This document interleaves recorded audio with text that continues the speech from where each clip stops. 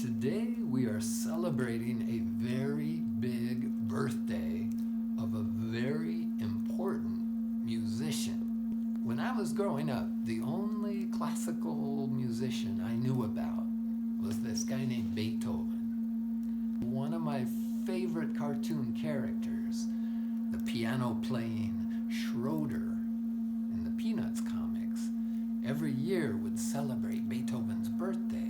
We think he was born on December 16th in the year 1770.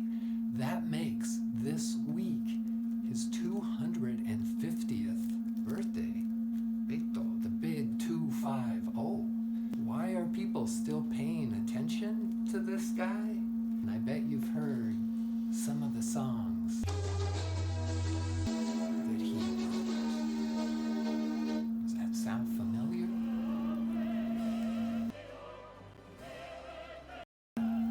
I was fortunate to visit the house that Beethoven was born in 250 years ago in southern Germany, a place called Bonn. It's a fantastic museum.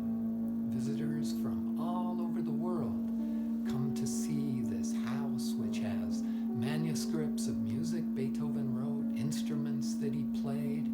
He was an immensely talented character, and that might help explain part of the reason that people still listen to this guy's music. Now, all the pictures in this book, Beethoven looks pretty much the same. That's based on the most famous portrait, but he looked like this earlier in his life. This book has a few facts about Beethoven, and it has a lot of malarkey too. Much of what's in this book is pure total fiction. Even if it sounds like it might be true, the handful of facts that are in this book are clearly labeled as such. The 39 Apartments of Ludwig van Beethoven, written by Jonah Winter, with pictures by Barry Blitt. This is published by Schwartz Wade Books of New York City. Fact: Ludwig van Beethoven was born in the town of Bonn in Germany in the year 1770.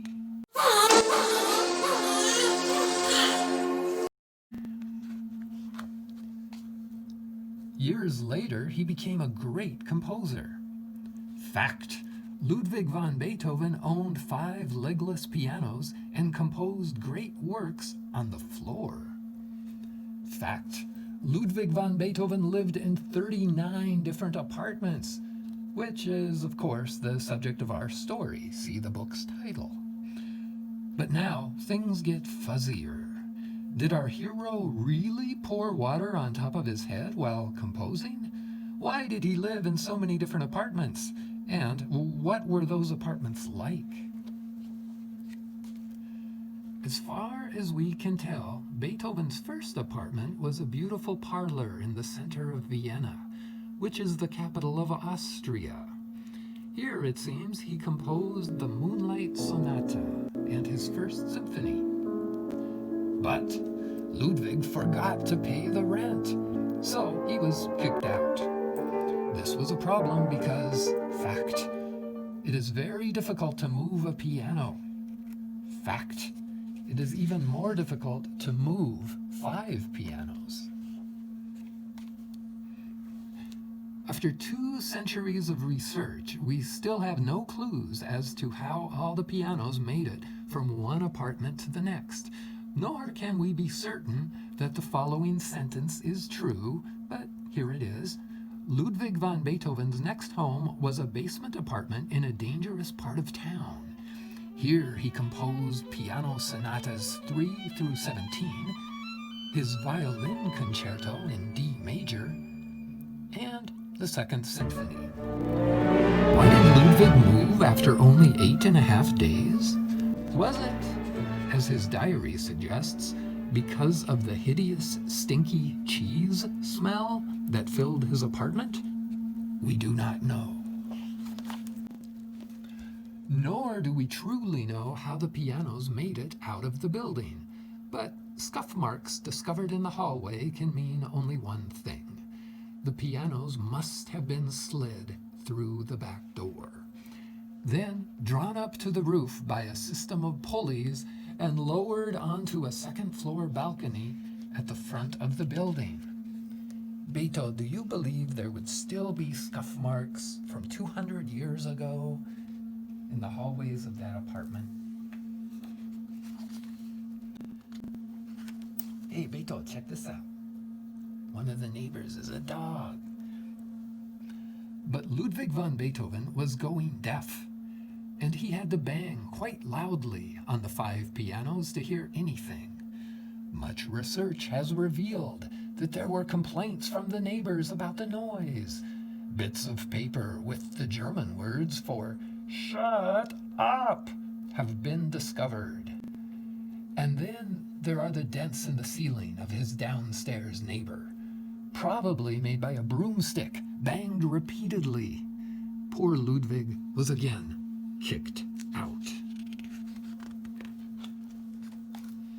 By now, the movers were certainly getting fed up. The records do show that this job was a humdinger for the movers. The hard part was moving the pianos into the new apartment, which was tiny and in an attic. It seems the movers had to push the pianos through the old castle next door, through a grand hall, up 3 flights of stairs, and into a dentist's office. The movers then bashed in the wall. They passed through the dentist's apartment, out into the hallway, and up onto Ludwig van Beethoven's new roof, where the pianos could be lowered carefully, then hoisted into his tiny attic apartment, which, luckily, had an enormous window. Here Beethoven wrote all his piano concerti, as well as his famous Symphony No. 6. It was gorgeous music, but repeated complaints were filed with the local magistrate, mostly by one neighbor, a certain Fraulein Inge Hausfrau. And yet it appears that Ludwig could barely hear his pianos at all. After much growling and pouring of water over his own head, he quite likely decided that there must be something wrong with this apartment. It was time to move once again. Probably because it had been so much work getting the pianos into this apartment, Ludwig van Beethoven decided to leave them. He needed some new pianos anyway, since the old ones weren't loud enough anymore, or so he thought. By now, Beethoven's hearing had gotten so bad that when he played his new pianos in his stylish new loft-style apartment, he played bangingly loud. The notion is supported by a startling discovery made in his neighbor's apartments. Hundreds of cotton balls, covered with traces of dried earwax. Clearly, this noise was unbearable. And Beto, is that discovery believable? 200-year-old cotton balls covered with 200-year-old earwax? Do you think that's really true? And the neighbors must have been furious. Scraps of an old eviction notice show that Ludwig van Beethoven was booted after only 1 day. Look at this dog, Beto. There's a dog. You get excited when you hear Beethoven, Beethoven, Beethoven. You think you're hearing people are calling out for Beto.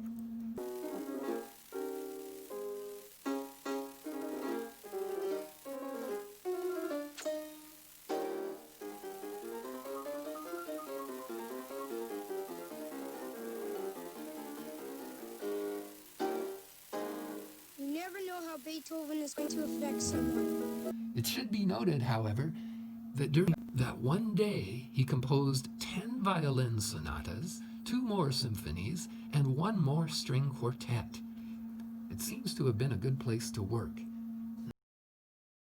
Not surprisingly, the great composer was somewhat upset at being kicked out. "Don't these fools know who I am?" he scrawled on the bathroom wall. Stains reveal that he then dumped another bowl of water on his head. Certainly, the movers had lost all patience with schlepping Ludwig's mini pianos up and down stairways. A diagram has been found, clearly drawn by mover Schwartz and revealing a new plan.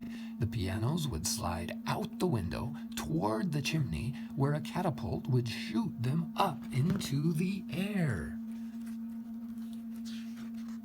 I don't believe a word of this.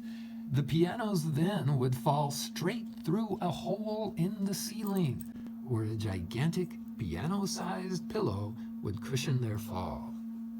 But according to various eyewitness accounts and newspaper articles from that day, the entire device blew away in a storm. Fact, that's all we know of the 39 apartments of Ludwig van Beethoven. The end. There's a piano keyboard, part of a piano keyboard, with a note from the author in which he confesses to making up a whole bunch of the nonsense that's in that book. But look at this. This is music composed by Beethoven. That's Beethoven's handwriting. His corrections, scratching out notes, writing in other ones. This manuscript was lost for like 100 years, and it was discovered in the library at the University of Pennsylvania in West Philly.